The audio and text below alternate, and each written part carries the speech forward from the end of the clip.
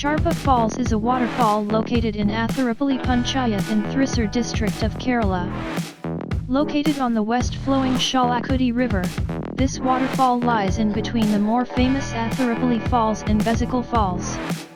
It is a popular stopover for tourists who are visiting the Athirappilly and Vazhachal Falls.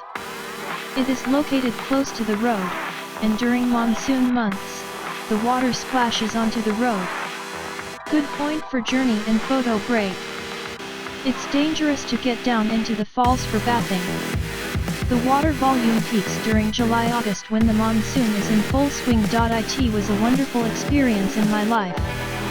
The Charpa Fall is frequently visited by a large number of tourists and nature lovers, who often stop here to witness the exquisite beauty of the place.